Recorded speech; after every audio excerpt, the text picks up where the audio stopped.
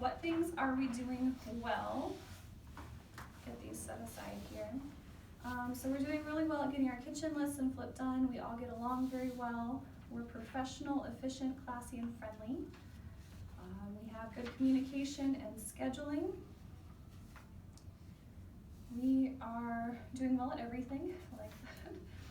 We do a great job of working together as a team and serving our guests to the best of our ability, keeping the flip going fast and helping each other, teamwork, a fun atmosphere, and being detail-oriented. And we're doing well with cleanup, making sure everyone has something to do and to know what they're doing at the right time. So those are all really positive things. And I would agree with you, we don't have a whole lot of new individuals that need a lot of guidance. We're kind of doing some cross-training in different areas and trying to build your skills that way. But a lot of you guys have been here long enough to really develop some great skills. And so we really appreciate you guys applying those and continue to do well while we're working here. We're gonna ask what things you want more training on, and I'm gonna ask if you guys are willing to kind of volunteer some answers and help educate each other in the room. And then as we get some responses from the people that obviously couldn't be here, we'll hopefully post those things online and maybe you guys can learn something from somebody else's troubles as well. So what more training we would like, things that aren't done super frequently, such as emptying the outside garbages or cleaning out the ice machine.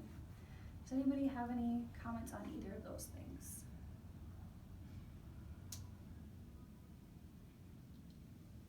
Cleaning the outside garbage? Mm-hmm. Emptying the ice machine? Well, to empty the ice machine, you grab the handle thing and you fill ice bucket after ice bucket and you bring it outside, empty it.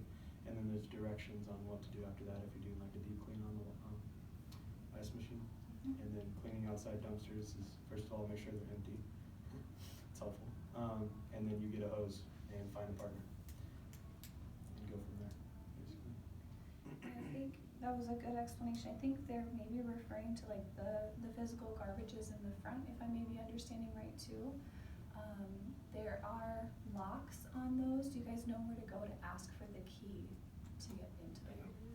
Banquet managers should have a set. Otherwise, if they don't, the bar keys do have a set on them as well. So that key itself unlocks the trash. Inside is gonna be a trash bag. You'll have to take the trash bag out, put a new bag in. There's a bungee cord to wrap around that as well. If you guys notice that it's super windy and it keeps getting sucked out of the trash can, obviously don't put like a mountain full of rocks, but you can take a rock and set it inside of there so it's weighed down and it stays inside of there. I don't wanna have to like replace our landscaping next year if you guys get a little carried away, but just one will get us by so that way it's not continually flying out. So we have more training on server 3. So anybody have any like thoughts or what kind of key elements you need to know about server 3? Server 3 is mainly tea lights in bathrooms. It's like those are the main things that we're focused on. Except at the end of the night, a lot of people are just like whoever has the time will do the bathrooms. Like it's not just server 3. Mm-hmm. But any keys to success with any of those things, or in general, anybody willing to share? I know just to remember to check all the the toilet paper in to get empty the trashes in the bathrooms at night. To remember to do those along with Windexing the glass and sanitizing the counters. I agree. We have a lot of back-to-backs planned this year, so Fridays to Saturdays. The Holiday Inn does our bathroom cleaning and it's like a deep clean, but they're not always guaranteed to be here right by the time the person gets here in the morning to start the next day. And so we wanna make sure at the end of the night it looks presentable. Like I'm not expecting you to scrub toilets, but I am expecting the products to be filled, the counters to be wiped off. Because when you walk in that morning and you're getting ready for your wedding day, you really don't wanna feel like you're in a dirty bathroom. You wanna feel like it's a good place you can get ready. It also, we had mentioned tea lights on here, and that's also coming up on one of the lists here. Anybody have any tried and true tea light suggestions on how to maybe get them ready at the end of the night for the next event?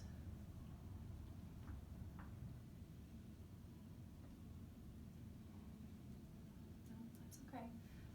So personally, I like to go around and like blow out the candles let them sit.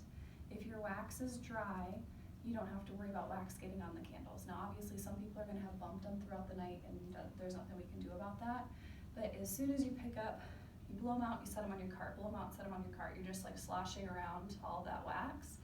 So go around, blow them out, come back and pick them up. If you notice that there's still kind of liquid inside, let them sit for a minute. I've never been to a point in an event where I can't find something else to do where I can give them 5 minutes to cool off. At that point, you should be able to just stick your finger in and just slide them out from the inside.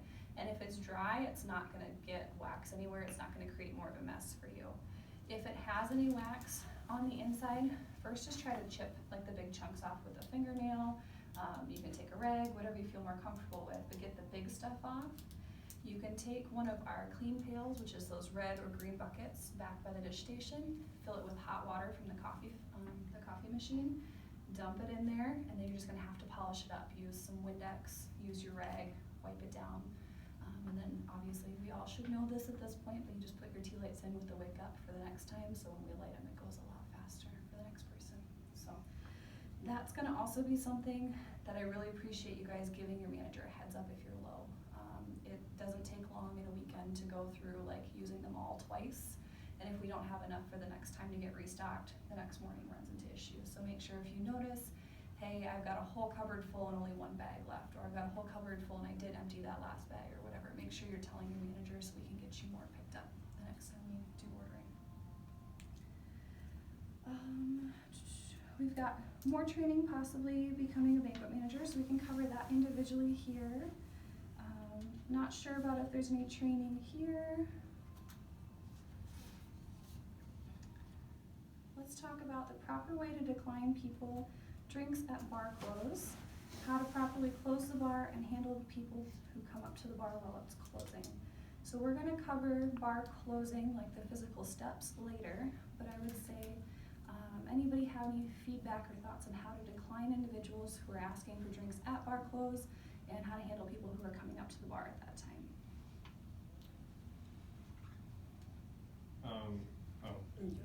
Okay. I was gonna say a lot of times, if we're not like too far closed, I'll give them what they want, and if they're willing to pay for it, you know, if they're still, you know, because if everything's still out there and we still got the iPads and everything, then we're kind of still in business, even if we did close the bar. You know, if we went out there and they just want to quick get another one, I'm okay with it. But I think the first thing I do is I turn off the iPads, or I'll make sure that they're gone so that people can't buy another drink. And then I'll just tell them like, oh, we're actually just closing that. So just be calm about it. And usually I've never had somebody not have a problem with it. So. It helps to coordinate with your managers as well and ask like the DJ or something to announce last call for you, so that way the guests know what's going on. As soon as you hit bar close, in my experience, most of the people that come up to you are people that probably don't need a drink anyways. They've probably had more than enough. And so you just let them know, you know, we really want to make sure you get home safely tonight. We do have a policy that we close at this time.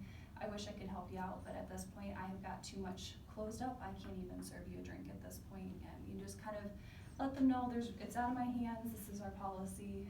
If they give you any grief, you can just say, I'll let you talk to the manager if you really would like to. You know, usually by that point they're like, I'm being a pain. I'm not going to keep bothering you. But most often you just let them know, yeah, this is for your safety, because somebody comes up there and grabs 2 drinks. Now they're still drinking at midnight when you're trying to close. Now if they had any intention of, you know, walking or trying to get in a vehicle, they're not taking any time to think about their sobriety.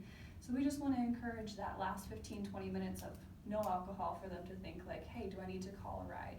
How am I going to get home? Can we monitor as they leave to make sure that they're not getting in their cars? Those sorts of things. More training on the new napkin folding. We'll have that all printed out for you guys, and maybe we'll put a video, we can talk about that, put a video in with this in-service so you guys can watch that. But they're super straightforward. So you already have the triangle down. The other 2 are very, very easy to do. I actually think they're actually kind of a bit faster, so hopefully it should save you guys a little bit of time too. And this one says nothing new comes to mind. So for the most part, hopefully we answered some questions for you guys. At any point, if you feel like there's something that's not really clicking, and you don't have any solid foundation on something, please talk to your manager or talk to one of us, so that we can get you guys up to speed. Any thoughts or questions in regards to these details? Okay, don't all look so excited. I'm not trying to put you to sleep, sorry. Realistically then, the last thing that I'd like to go over with everybody here, it'll be super fast for those of you guys that are just servers, so hopefully we can keep you moving on with your plans tonight. I want to set goals for this season, so I'm going to have a lot of relying on Kelly and a lot of relying on our banquet manager, because I'm not going to be here till about June. So I want to set you guys up for awesome success. I want you guys to know how to handle things when they're not going quite right, and I want you guys to know like what is our team willing to commit to. So if we don't commit to any goals, we don't have any reason to become better. Who's to say we can challenge ourselves? But if we're going to put this out in the air and we're going to talk about it amongst ourselves, then if somebody notices like, hey, this was one of our goals as a team, and we're not noticing it not happening, we realistically are saying, I'm giving you permission to hold me accountable. And so it's just kind of setting what we're expecting from each other as we go forward into the summer. So our goals are to continue to do a good job, try to get more hours and work more efficiently while I'm here, get better at training other individuals. During the summer, I hope to work here. That's a good goal. I like that.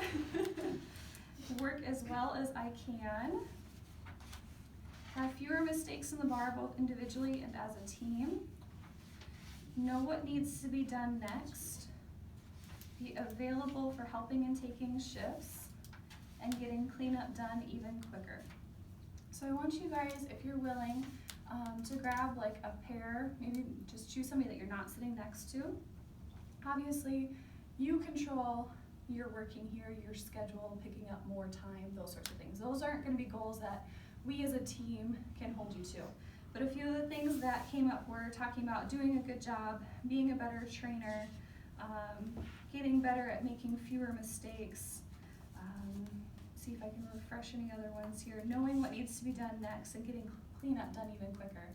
So as a pair, I want you guys to think about what ways can you right now say we're going to put a plan into action. What things are we going to walk away from today doing at our next event, at every event going forward through the summer to hit those goals? What are our plan of action, so that way when we're finished with the summer, we have our in-service at the end of the year, we can say, yes, we did those things. So go ahead and grab a partner, talk for a few minutes. Oh, how's it going?